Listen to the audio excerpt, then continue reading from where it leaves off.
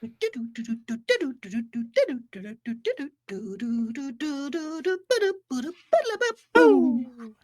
welcome to the stream.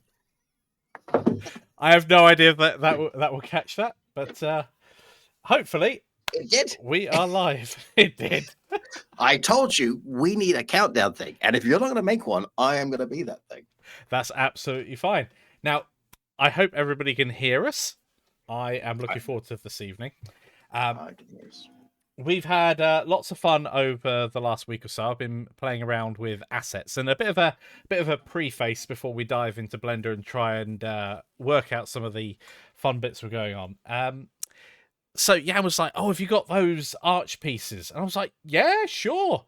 It was quite a busy day, and I made lots of assumptions. And Okay, so that's kind of what happened.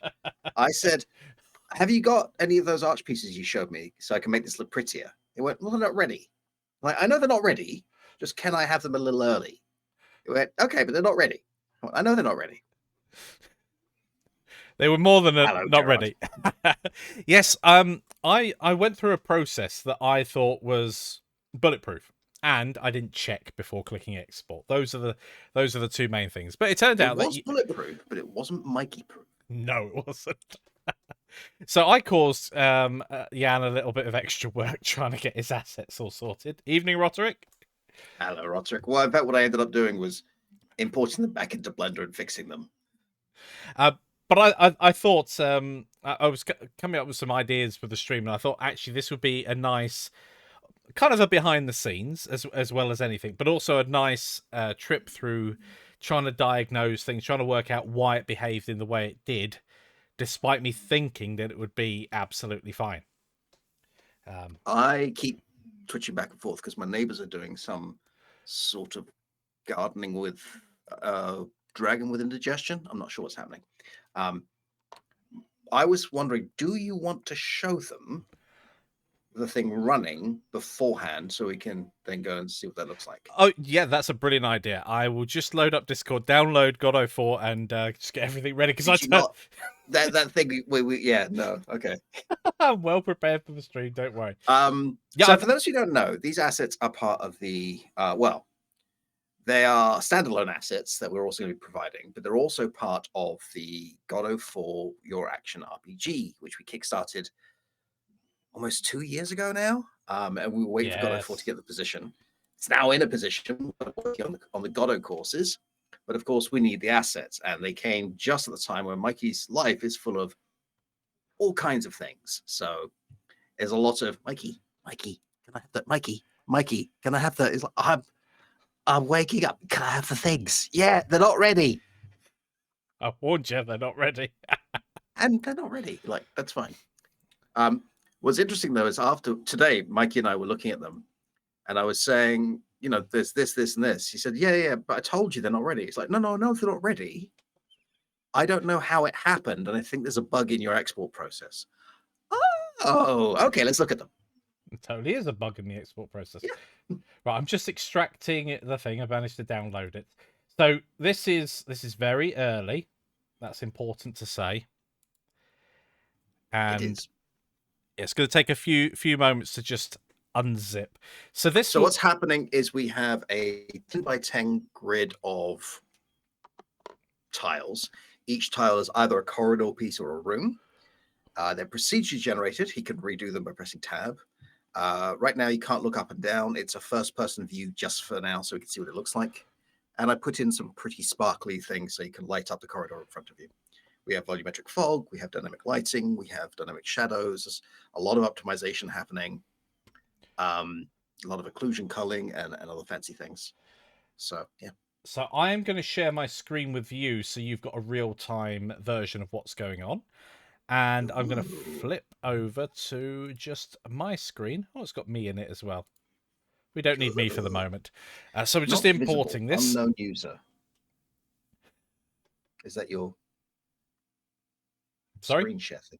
I've got a little pop-up here. Not visible. Unknown user. Might be the screen share, yeah. Okay.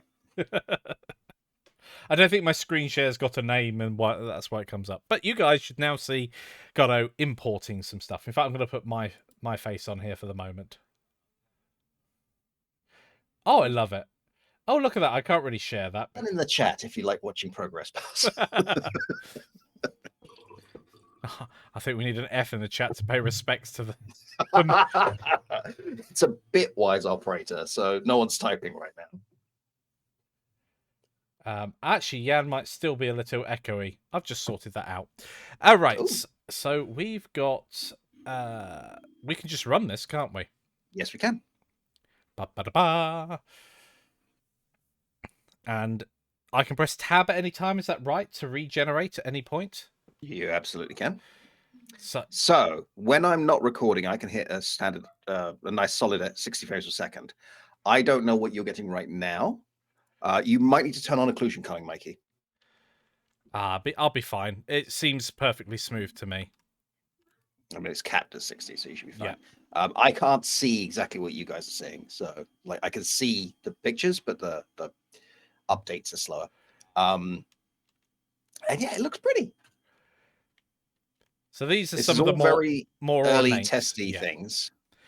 Well, one of the things, and this is really interesting. Whilst we were playing around, I've been modelling these in a kind of a bit of a vacuum with, right, and I can walk through it in Blender, and we'll I mean, that's why I wanted to show it to you, right? So you can see what it feels like in world. And when I was walking along here, I'm like, I know there's a ceiling, but it feels like there should be arches. There feels like there should be detail on the ceiling. Now I know that was actually something I was going to bring up with you. It was like, he's got a lot of work. Let's show it to him and let him come up with the idea.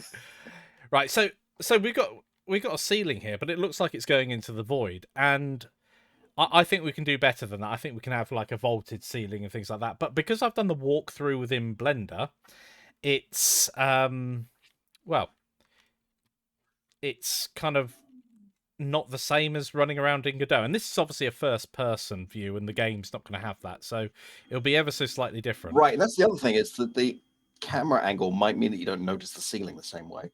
Exactly, yeah. I mean, all you have to do is point the camera down a little and have the camera behind the character, and all of a sudden you've got a very, very different feel. And you're quite... So right now we have, I think, 5 different types of room, so you're going to see a lot of repetition. Yeah. This is just playing around with the really early stuff. And I've not gotten... Oh, no, I found a dead end. Here we go. There's a piece that I'll show you in a few minutes, but here's a piece where there should be this lower part on it. That didn't come out. It is there. It's behind that wall. Or maybe it's invisible because the normals are the wrong way around. But anyway, there's lots of... No, I fixed the normals. These are not ready for prime time. Like, there's a lot of extra geometry and stuff that is going to have to be removed, but you can't remove it yet because we might need to do stuff with it. So yes, and we'll be showing you that in a bit. So you can kick that lid if you want, by the way. I keep trying, don't I? I got stuck. Oh, almost. I got stuck earlier. Oh, I mean, almost. It's gone. Oh, I'm stuck. I'm stuck. Why do you keep going? I'm brilliant at managing to get stuck on this. It looks absolutely fantastic. So I can hit tab at any time and regenerate, which is pretty awesome. Right, and there is a way we could set it up so you can see from the top-down view and see what it looks like. Here we go, throne room.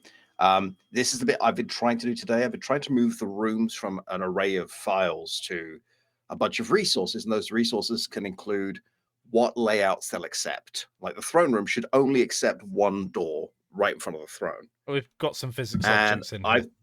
Yes, and once I've got that done, I'm going to make some more props. I want to make the props a bit more intelligent and modular. So if you have a certain type of table, it'll have a few different types of prop layout on it that it will accept. And that's the idea. Do you like the way the particles are bouncing on the floor? I do. I like my particle collisions. So this reminds me of a game that I keep forgetting the name of recently that I played. I mean, we could make this at this point some sort of gothic Wolfenstein clone. Oh, easy. I mean, yeah. Listening to this playing this while listening to my Spotify soundtrack, and it something kicks on the heavy industrial playlist. It's like, yeah, this could be a shoot 'em up. Yeah. Also, put down the top-down thing. We have a really cool gothic Pac-Man. That's very true. So yeah, wanted to show you how the assets look in situ and just kind of getting stuck in the world. Why not? I want to knock this off. There we go. Can I get inside this? Nope. Ah, okay.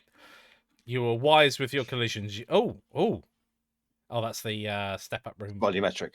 Yep. Pretty